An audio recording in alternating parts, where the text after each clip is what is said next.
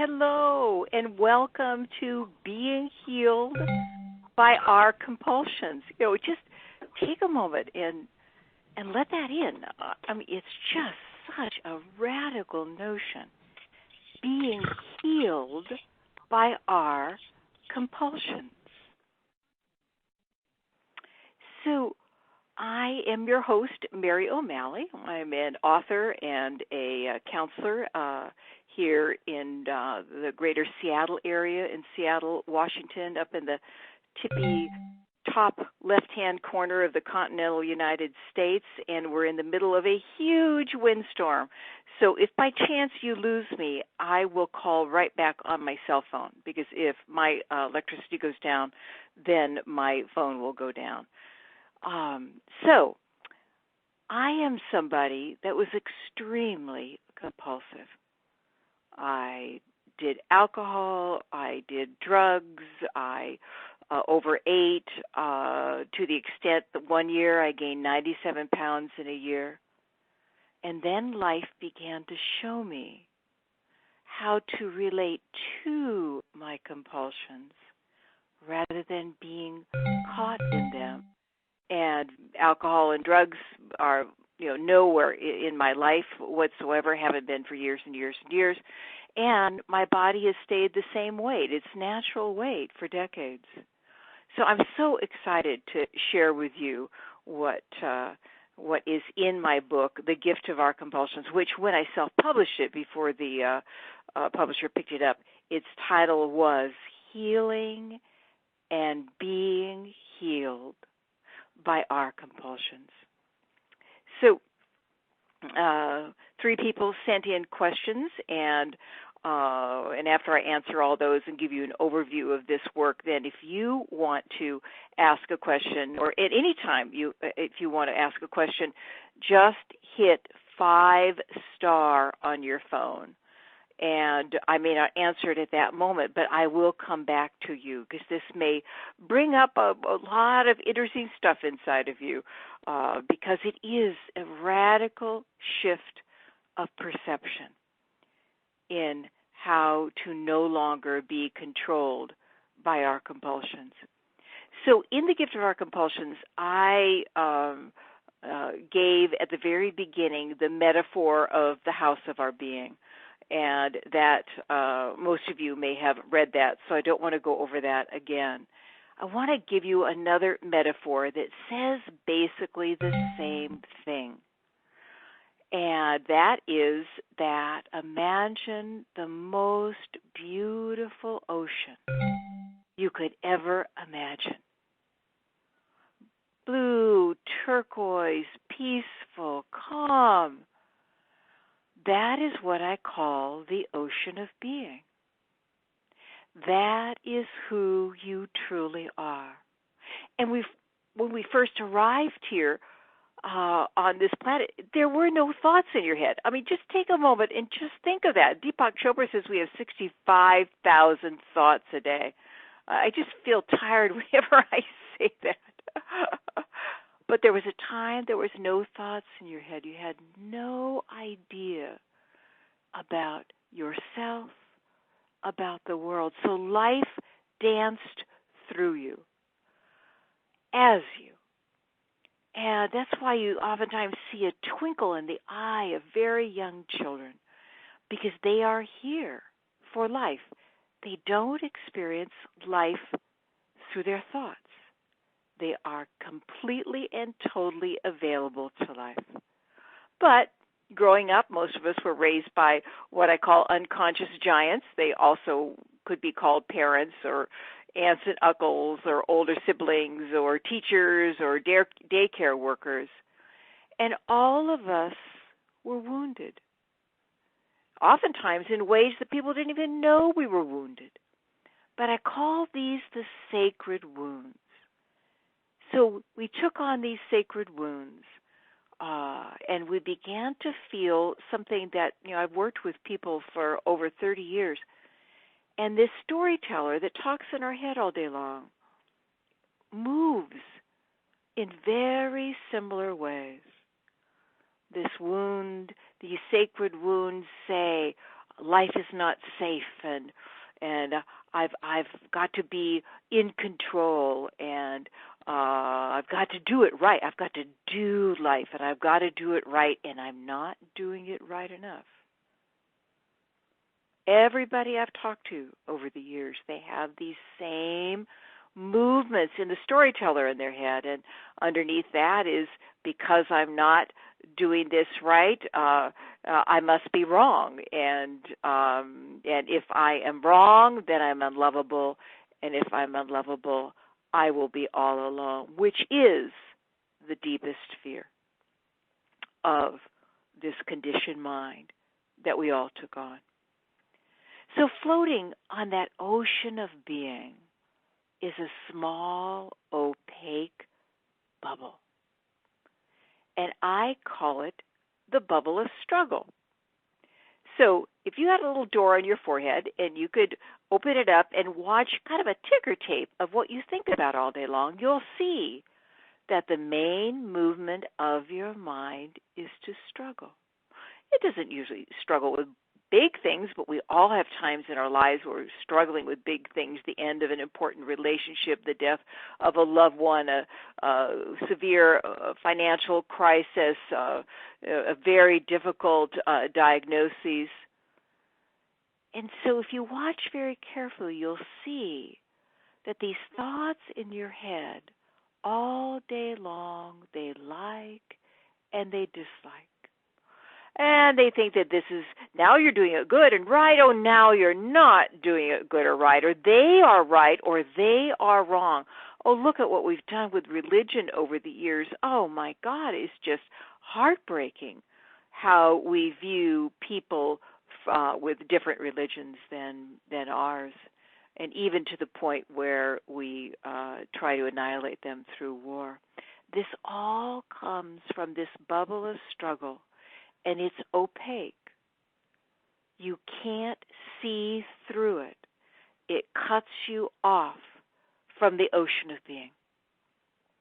So most of us, most of all of our life, have lived in this bubble of struggle. You know, if you doubt that, think about the lunchroom in junior high school. You know, or think about when you started dating somebody and then they dumped you through a text. You know, we all know great heartache. And that's mainly because we're in the prison of our minds. We think our way through our lives. We perceive our lives through our thoughts, not even aware. This cuts us off from this living moment and all of the aliveness and the joy and the connection that resides here in this moment when you no longer have a filter of thought between you and the living moment of your life. All of our trying in that bubble of struggle, it never quite works. And if it does work for a while, and we get it all together, I oftentimes call it the rubber ducky syndrome. You know, life is about being in the bathtub with 25 rubber duckies, and you finally get them all corralled in your arms, and one pops up. So we think we get it all together, and then it looks like life falls apart again. And then we get it together, and then life doesn't do what we want it to do. So that's where compulsions come in. It is very painful, ultimately, to live in the bubble of struggle because a part of each one of us knows that the ocean of being is our home. That we know that sanity comes when we learn how to relax into life again and connect with it, to trust it again. But that's something that's pretty far away from this conditioned mind that talks in our head all day long.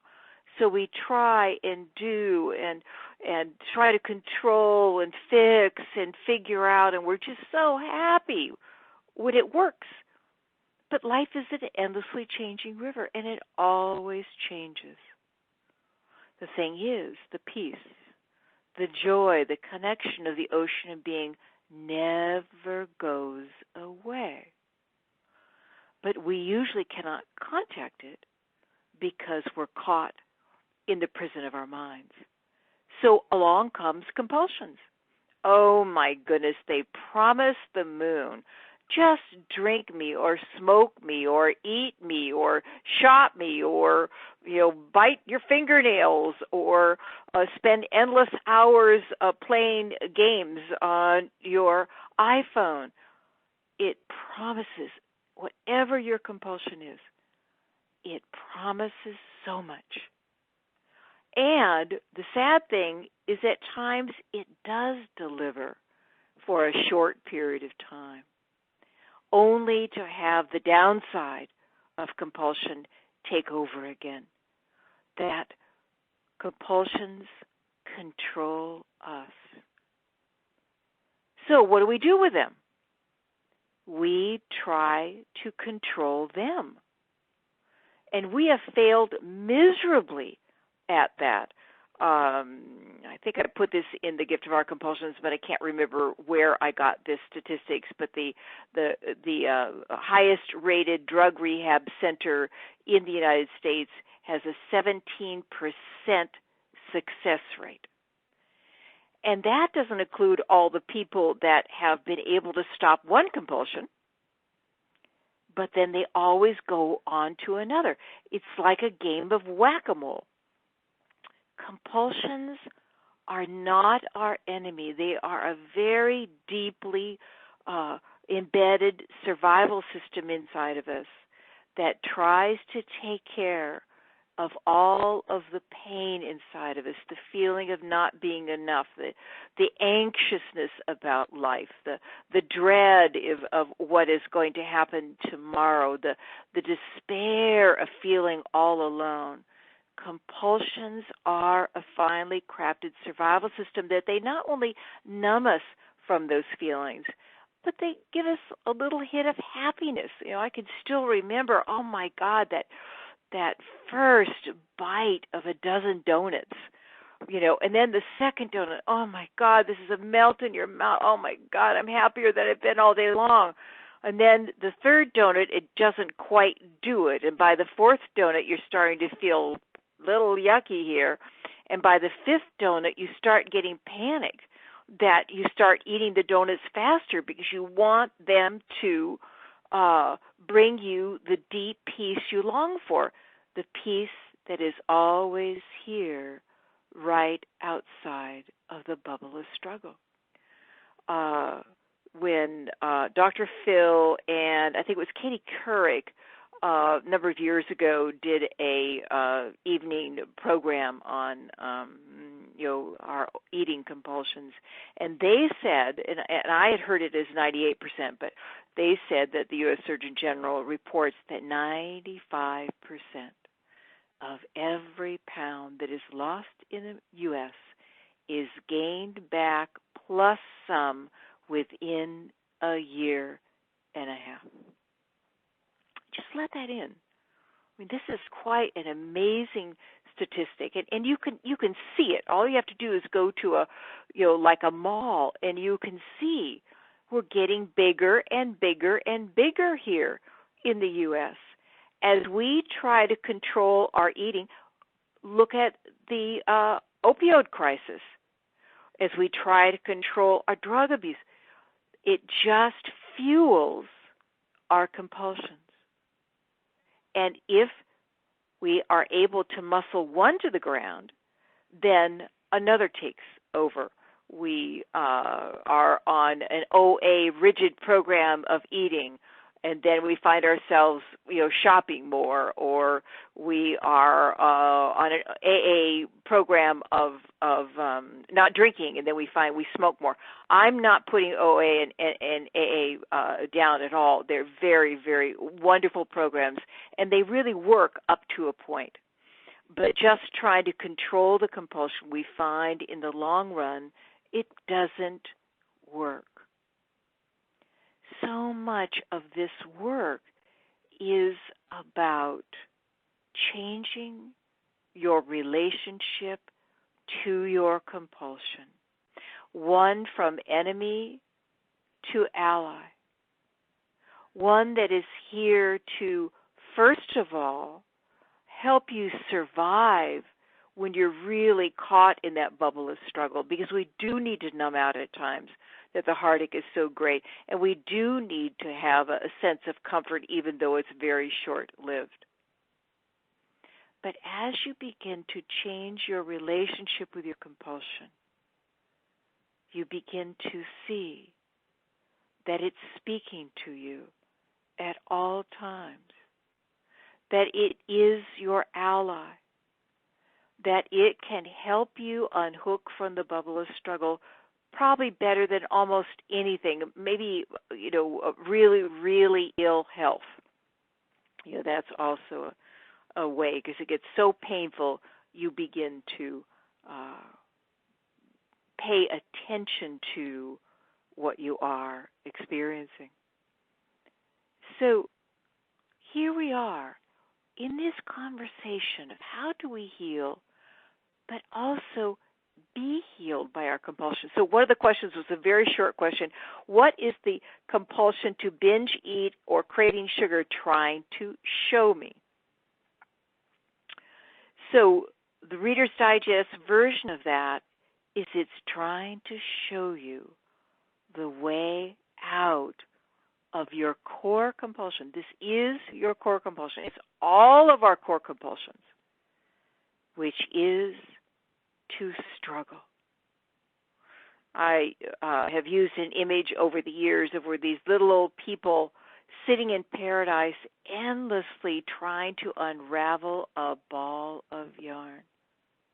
And all the while, paradise is all around us. The greatest heartache we carry is that we learned very early on, the message we got was, we are not okay as we are, and we need to be better or different than what we are. And we became an ongoing project to ourselves. And this liking and disliking mind, oh my God, it just went into overdrive. To really begin to see, to just step back, to acknowledge that, my goodness, I do struggle a lot. It's how your hair looks. Most of the time it's not big things. It's a spot on your shirt. It's the length of the stoplight, the frustration with your mate that they're constantly changing the channels. Our minds, this bubble of struggle, this opaque bubble that is floating on the ocean of being, is a liking and disliking machine. The gift of compulsions is they will not be ultimately healed through control. And those are the statistics about whether it's the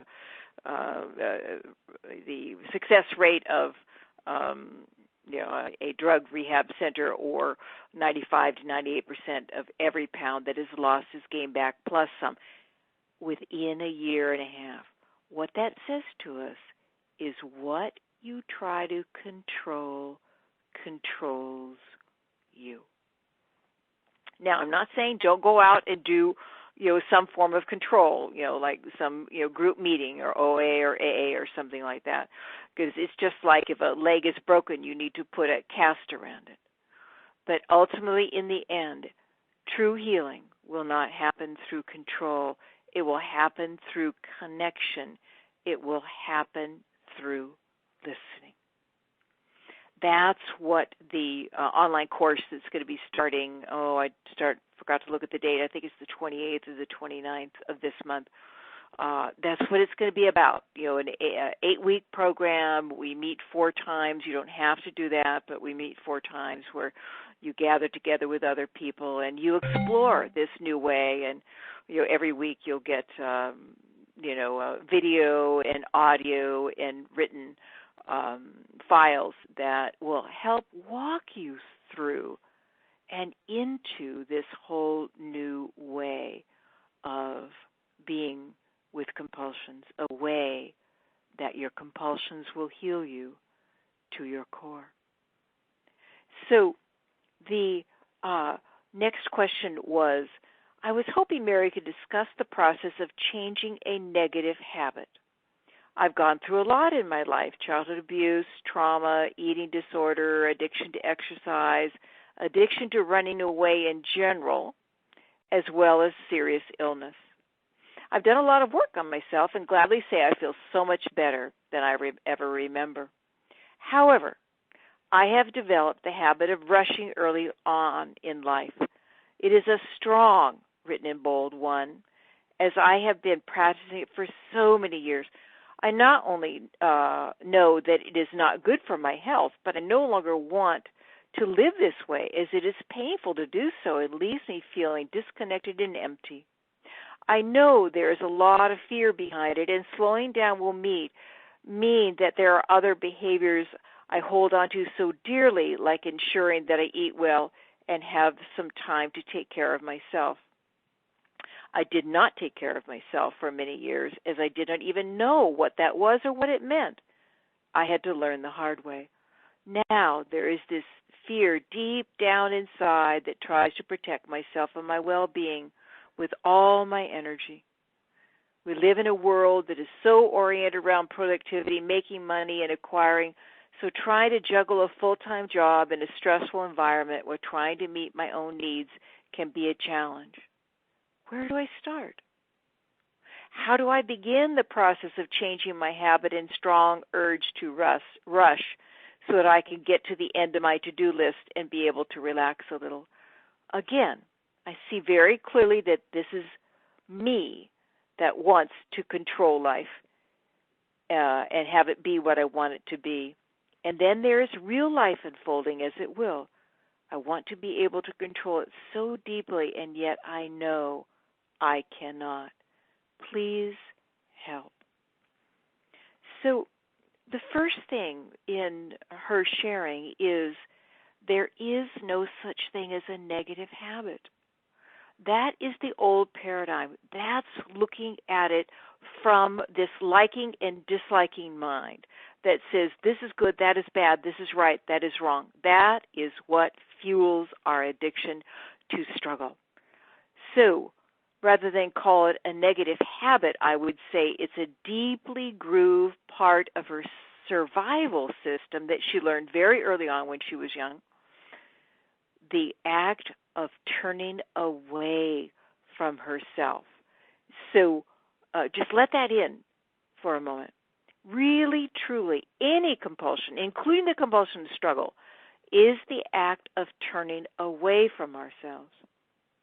What we are in the process of exploring here tonight is the art of turning towards ourselves. So she goes on to say that, this was developed very early on in our lives, and, she describes it as rushing through life, trying to get things done. It's one of our favorite compulsions. We think of compulsions usually as alcohol and drugs and smoking and so on and so forth. Oh my God, busyness and to-do lists are some of our biggest compulsions. Why do we do this? We rush through life because of this conditioning that we took on, this bubble of struggle that we took on when we were very early on. I call it the 8 core spells in my latest book, What's in the Way is the Way. The first spell is, I am separate from life, which has never, ever been true. But that is presented by the bubble of struggle, that you perceive yourself as separate from the ocean of being. The second is, life is not safe. And that's when this storyteller in our head begins trying to do life and do it right, but secretly believe that it's never quite doing life right enough. And every single person I've talked to over the years then experiences the 3 core hidden spells. Because I'm not doing it right, I am wrong. Sometimes it takes people a long time before they feel safe enough they can actually let themselves see that deep inside of them that there is this secret belief that they are wrong, that they are the outsider, that everybody else gets it and they don't. And because of that belief, then there is this belief I'm unlovable. Oh my God, we do so much to try to fill up that hole inside of us with dating apps and cosmetics and fitness routines. And that all leads to that last course spell, I am alone, which is the greatest fear that we all have. All of the pain, every single one of those spells, we are trying to cover over with our compulsions. And that goes all the way from heroin to what this woman is talking about rushing through life, trying to always get more, because we're afraid to be with ourselves. Does turning towards ourselves happen overnight? No. We have spent many decades, most of us, cultivating this turning away from ourselves. And at the beginning, it can be very scary to turn toward yourself, to actually begin to acknowledge what you are experiencing in that moment. But that's why I wrote the book. And What's in the Way is the Way is also a lot about this. The compulsions are, the gift of our compulsions is really about compulsions. But What's in the Way is about just how we turn away from ourselves in our whole life and how we can turn towards. So that's where compulsions come in. The niftiest thing about compulsions is they will not be healed through control. Or you may be able to heal one, but another one takes over, keeping you endlessly caught in the bubble of struggle. What this work is about is learning how to be curious, how to begin to notice when a urge to be compulsive comes. It takes a while to learn how to do this because, man, it's almost like there's a wall right below our brain that cuts us off from the rest of ourselves. And the art of turning away has been so strong. It's like this woman says, changing this habit that's very, very strong so I could just get to the end of my to-do list. So she then says, I see this as the me. And I'm glad that she put me in quotes because what struggles with life and then uses compulsions to kind of calm down from the heartache of that struggle, the heartache of being cut off from life, is not you. It is this conditioning that began to fill up your head when you were very strong. And there is also deep inside of us, you're on this call because there's something inside of you that there's just an inkling that there's something more than this endless bubble of struggle that you have lived in your whole life. Is this way a quick fix? No, it's not. But you can keep on going back to, the dieting and the throwing the packages of cigarettes away and getting lots of nicotine gum and cutting off your credit cards and unplugging your computer and so on and so forth.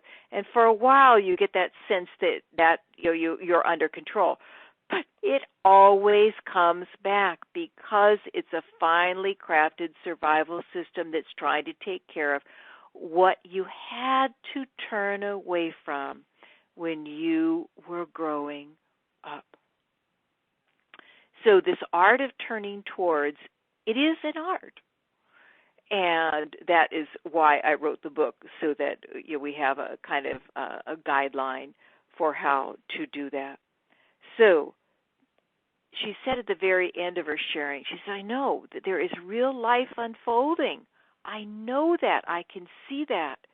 But when we first start hearing this way, this new way of being with our compulsions,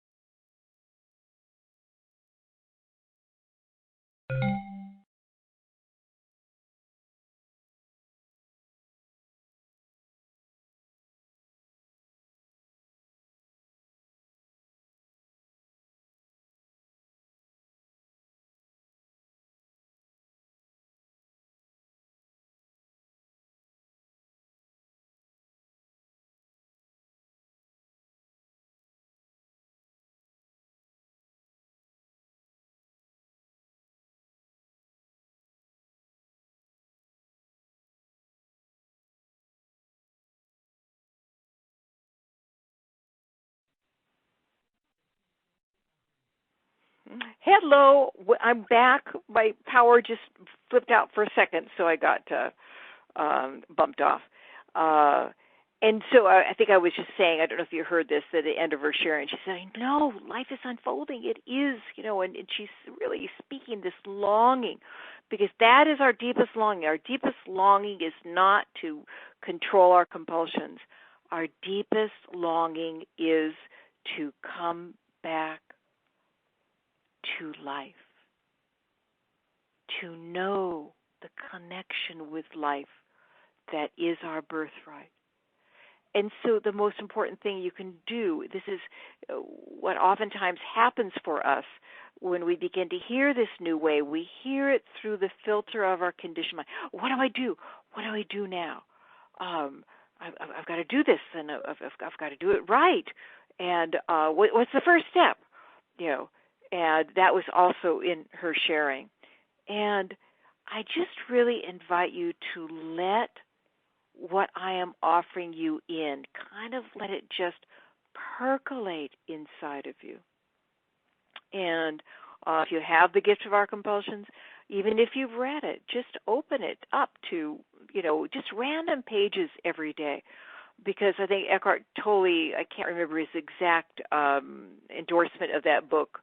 I can't remember if that was his endorsement of that book or my first book, Belonging to Life. But he said every single page is filled with wisdom. And so just open it up to, a page randomly here and there and begin to hear. This is a new language.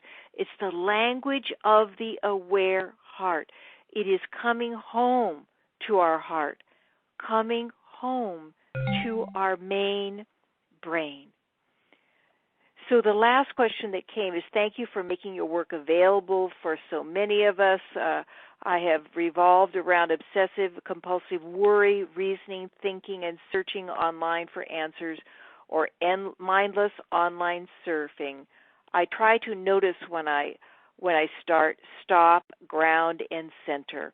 And so that's just really a little inkling. This may not seem like a lot, but to just acknowledge that your mind struggles,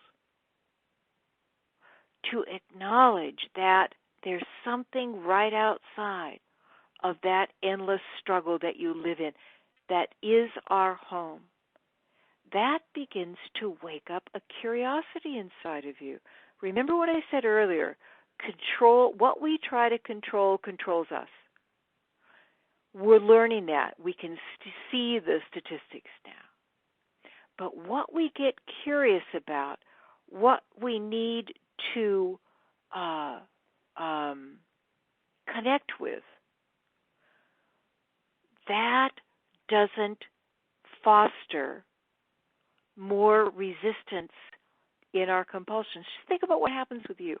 If you have a friend or a mate that tries to control you, how does that feel? It doesn't feel very good, and you kind of want to just, stick your heels on the ground and say no. It's the same thing with our compulsions. I can remember when I began to see my compulsion this way, and, I was still compulsive a lot, but I began to add these moments. They were like drops of water in a bucket. I began to write notes around my house, especially, right where I kept my favorite foods. And sometimes I would just tear the note off and just go and eat and eat and eat.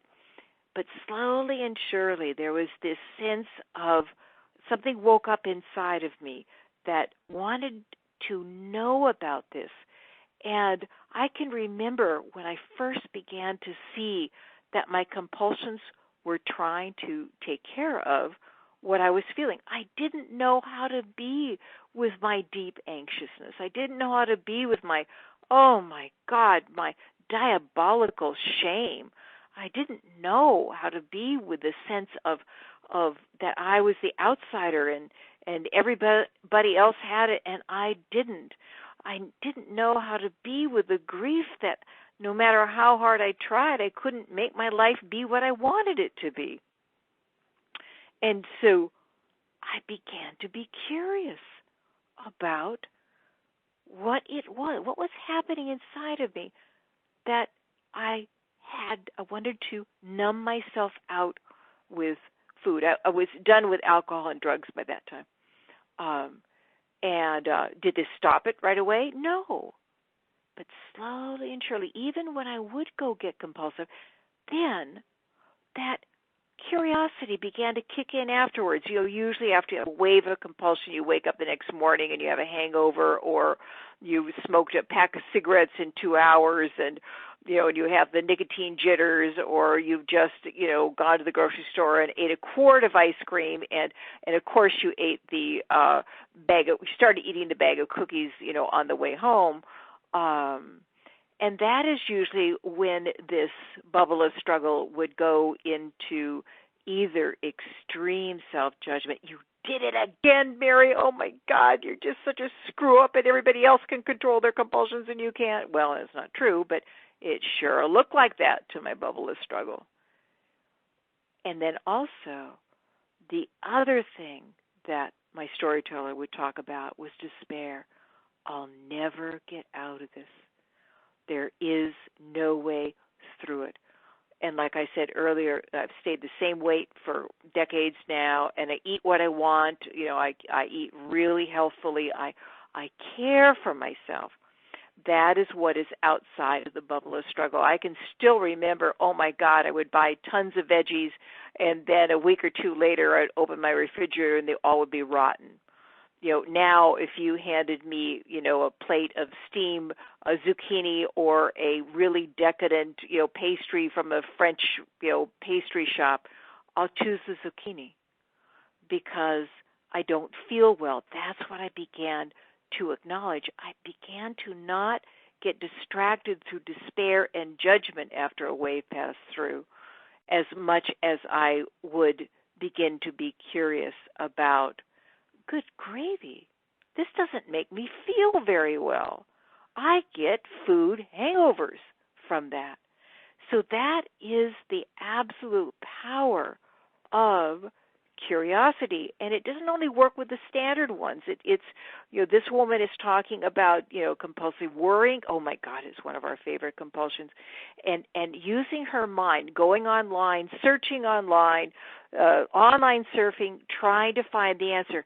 Can you see that she's just up in her head? It may be easier with online surfing to see, even in eating and drinking and everything, we're up in our heads.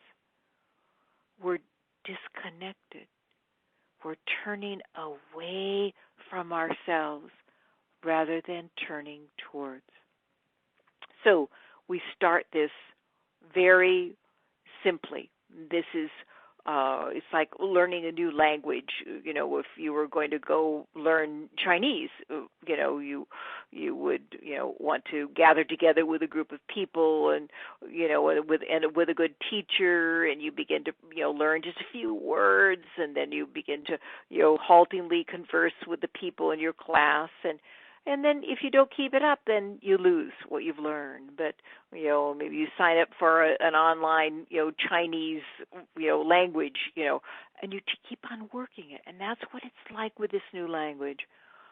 It is the aware heart that heals our compulsions. It's not the struggling mind. And this is what we most deeply long for, is to come home to our hearts, to meet every single part of us with our understanding, accepting, including heart.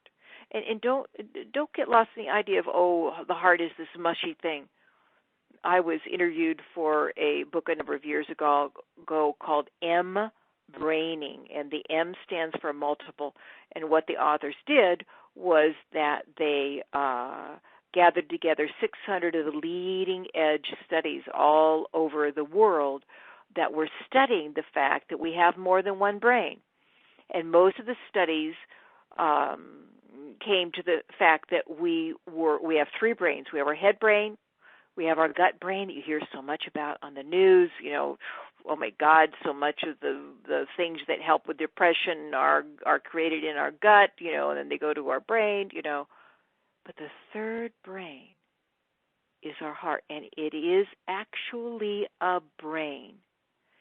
And all of the studies said this brain is the main brain. So it may sound radical, but this is what your compulsions, if you learn how to listen to them, and it'll be just like a child learning how to walk. You'll take 2 steps and you'll fall down, and 4 steps and then you'll fall down. But as you begin to cultivate it and gather together with people that are learning this new language, you begin to recognize that your compulsions are not something bad or wrong about you. They aren't. And they aren't something you need to stop, because if you try to stop them, they only control you. Instead, they are a teacher. And that's what this work is about learning how to listen to your compulsions. And so that's why, I offer the online course. We only offer it once a year. And I was thinking today, why do we only offer it once a year? So I'm going to talk to Deborah, seeing if maybe we can offer 2 courses in the fall. The other one is What's in the Way is the Way. And we offer that 3 times a year. But I think this is so important because the world is going through, it's kind of like a flashpoint of struggle. The struggle that we all live in inside of us is showing up in the world. And as far as I can see, our world will be healed one person at a time as they learn how to unhook from the bubble of struggle and live more in the ocean of being. Will we completely unhook from the bubble of struggle while still in our body? No. Many of you know that, I've had 2 major surgeries. This year I was in a head-on automobile accident in my 20s with a man on a highway, and he had a heart attack and came over and hit me head-on and demolished my car and did a good job on me. And, I've had dealt with it a lot. And yet it's been such a core teacher, because when you live in chronic pain, you learn the same thing that I'm talking about with compulsions. You can either fight the pain or you can turn towards it. So, this pain has been such a teacher for me. But I had spine surgery that I had complications from, and then they said your spine will never be well if you don't get a hip replacement surgery. And I am in so much more pain than I was before these surgeries this year. And yet I am telling you, I am more healed inside than I ever have been. My heart is so much more open to every single part of me. So, compulsions, there's been little moments, I keep a very fine European chocolate bar in my house at all moments of my life. I order them online, and I actually will have moments where I'll go enjoy a piece of chocolate or 2. If you would have told me 30 years ago that I would have kept a chocolate bar could be in my house for, maybe 3 or 4 weeks before it's all gone, I would have laughed hysterically. I would have bet you $1 million that wouldn't have happened. But I do enjoy chocolate. I actually enjoy it now. I don't inhale it, except there are times, especially when it's been a very difficult night because my sleep is disturbed and so on and so forth, and I wake up and I just don't feel well, and I've got a full day, and there may be a moment in that day where the chocolate bar looks more interesting than just having a piece or 2, and then I know there's something inside of me that needs me. And, I've grooved a pretty strong pathway from my reactive mind to my responsive heart. And when I can meet myself in that way, and even in the middle of a busy life, you can learn how to do this in just a couple of minutes, then the urge to turn away from myself is gone. So if this calls to you, come be a part of the online course and email Deborah. She's this wonderful woman. She is my cohort, my sidekick. She runs the business part of this business, and she's just absolutely fabulous. And we want to give you all a really big discount, and so email her. I think it's 150 off, but don't quote me on it. So if that interests you, email Deborah. It will be a wonderful gift to give to yourself, to gather with a group of people that are also exploring how to heal and be healed by their compulsions.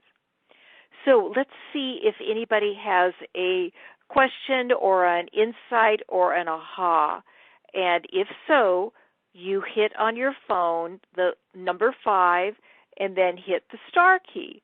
And we will pause for a moment and see if anybody wants to have any insight or any ahas that they want to share here. And while we pause, I invite you just to notice that most of the time you hold your breath. That's what comes out of the bubble of struggle. And so as we're waiting to see if anything arises inside of anyone, allow yourself some long, slow out breaths. Everybody says, doctors, physical therapists, meditation teachers, yoga teachers all say, breathe deeply. And what we usually do is we go, and we try to take in deep breaths, and it only brings stress. The key to deep breaths is long, slow out breaths. And maybe even add the great sound of letting go. Ah. Ah. Ah. It's one of the quickest ways to calm down the bubble of struggle, to turn on the calming aspect of your nervous system, the one that knows that what you really long for is connection rather than your compulsion. Ah. Ah.